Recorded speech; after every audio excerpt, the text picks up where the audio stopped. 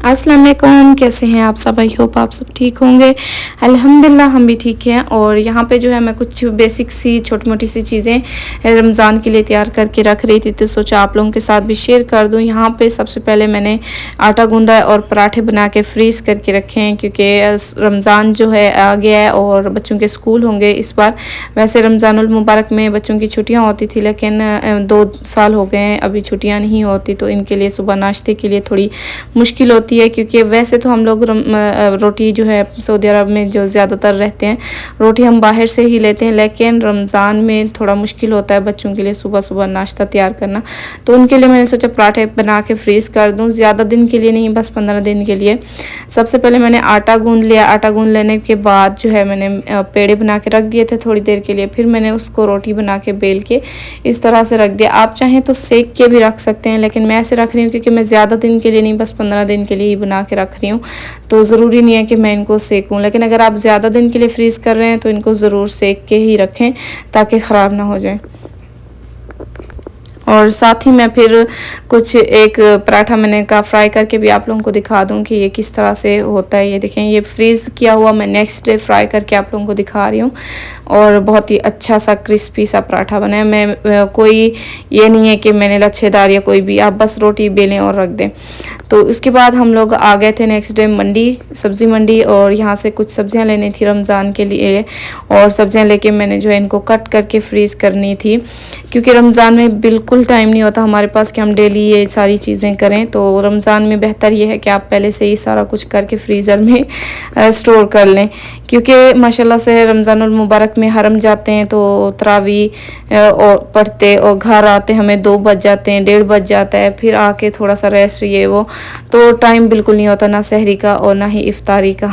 इफ्तारी के वक्त भी हम असर के बाद शुरू होते हैं और फिर मगरिब के फ़ौरन बाद हमें निकलना होता है हरम के लिए। तो फिर मैं सारी चीज़ें पहले से ही कट करके इस तरह से फ्रीज़ करके रख देती हूँ। तो मैंने टमाटर लिए थे, टमाटर मैंने कट करके पैकेट्स बना के फ्रीज़ कर लिए हैं थोड़े थोड़े। और साथ ही ये सब्ज़ियाँ, ये गाजरें हैं और साथ ही बंद गोभी है, इनको अपने हिसाब से अलग अलग कट करके रखिए, क्योंकि रमज़ान में आसानी हो जाती है बहुत सारी। तो टमाटर भी मैंने इसी तरह से कट करके रखे हैं, और कुछ सब्जियां ली थी वो भी इसी तरह से कट करके मैंने पैकेट्स बना के फ्रीज़र में रख दिए थे। और साथ ही अदरक लहसुन को भी मैं ग्राइंड करके जो है फ्रीज़ कर दूंगी। और यहाँ पे पुदीना और धनिया और सब्ज़ मिर्ची है, इसकी भी मैं चटनी बना के जो है क्यूब्स बना के फ्रीज़ कर दूंगी। इनको ग्राइंड करूँगी और क्यूब्स बना के फ्रीज़ कर दूंगी, ताकि रमज़ान में जो है पकौड़े समोसे बहुत ज़्यादा बनते हैं, तो ये आसानी हो जाती है कि चटनी फ़ौरन से तैयार हो जाती है। तो ये ज़रूरी नहीं है कि सिर्फ रमज़ान में, मैं वैसे नॉर्मल डेज़ में भी काफ़ी ये चीज़ें करके रख देती हूँ, बहुत बचत हो जाती है टाइम की। तो यहाँ पे सबसे पहले मैंने इनको वॉश कर लिया है, छील लिया है और वॉश करके क्यूब्स काट लिए हैं। फिर मैं इनको ग्राइंड कर लूँगी, और ग्राइंड करने के बाद जो है मैं इनको प्लास्टिक बैग में एक रोटी की तरह बेल के रख दूँगी फ्रीज़र में। और जैसे ही ये फ्रीज़ हो जाती हैं तो इनको क्रश करके ना किसी भी बेलन वगैरह की मदद से, तो छोटे छोटे पीस करके आप इनको फ्रीज़र में रख दें पैकेट्स बना के। जब भी ज़रूरत पड़े एक छोटा क्यूब डालें और आप तैयार कर लें सालन, जिस चीज़ में भी डालना चाहें। तो ये काफ़ी बचत हो जाती है और ख़राब भी नहीं होता। वैसे बाहर पड़े पड़े ख़राब भी हो जाती हैं, तो ये भी बचत हो जाती है। तो यहाँ पे मैंने सबसे पहले लहसुन को पीस के इस तरह से प्लास्टिक के एक बैग में डाल के इसे रोटी की तरह बना के फ्रीज़ कर दूँगी, और फिर इसको क्रश करके रख दूँगी। और इसी तरह से मैंने सारी चीज़ें जो है तैयार करके रखी हैं। इस रमज़ान में मुझे ज़्यादा ज़रूरत पड़ेगी कि चीज़ें पहले से ही तैयार हो। तो ये देखें, इस तरह से इसको करके जो है फ्रीज़र में रख दूँगी, और जैसे ही ये फिर जम जाएगा अच्छे से तो इसको क्रश करके फिर पैकेट में डाल के रख दूँगी। इसी तरह से लहसुन को कर लिया। अब अदरक को भी इसी तरह से मैंने पीस के जो है एक बेल के रख देना है, फिर क्रश करके रख देना है आराम से।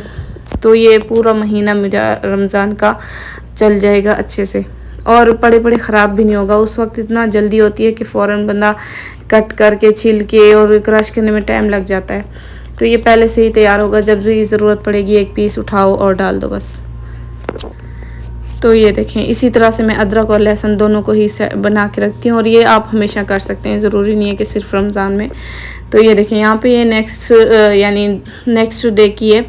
यहाँ पे मैंने इनको फिर क्रश करके जो है पैकेट बना के फ्रीज़र में रखे हैं। साथ ही क्यूब भी बन गए थे, जम गए थे, उनको भी मैंने पैकेट्स में डाल के रख दिए।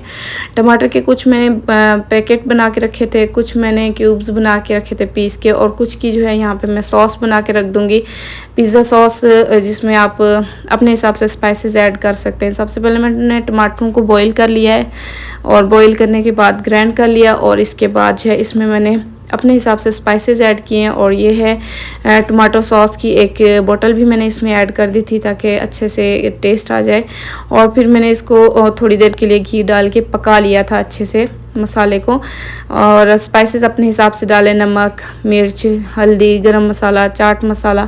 अच्छे से इसको पका के जो है आप क्यूब्स बना के भी रख सकते हैं और पैकेट बना के भी रख सकते हैं। तो मैंने कुछ छोटे क्यूब्स बनाए थे, कुछ मैंने बड़े क्यूब्स बना के रखे थे, और कुछ जो है मैंने एक बोतल में, जार में भर के रख दिया है। पहले मैं ये जार वाला यूज़ करूँगी जैसे ये ख़त्म होगा तो फिर ये, ताकि ज़्यादा दिन के लिए रखूँगी तो ख़राब ना हो जाए। तो इस तरह से मैं सारा कुछ करके तैयार करके रख देती हूँ। और फिर चने भी इसी तरह से मैंने पहले भिगो के रख दिए थे, और भिगो लेने के बाद फिर नेक्स्ट डे मैंने बॉईल कर लिया था। रात को सोने से पहले भिगो दें, या 2 से 3 घंटे भी भिगो दें, काफ़ी हो जाता है। फिर अगले दिन बॉईल करके इस तरह से पैकेट्स बना के मैंने फ्रीज़र में रख दिया।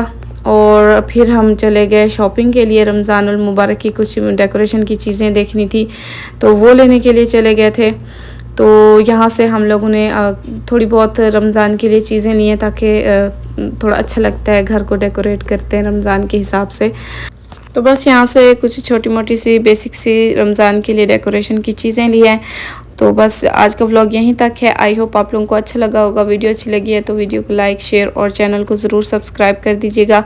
अपना ढेर सारा ख्याल रखिएगा, अपनी दुआओं में याद रखिएगा। मिलते हैं नेक्स्ट व्लॉग में, तब तक के लिए इजाज़त दें। अल्लाह हाफिज़।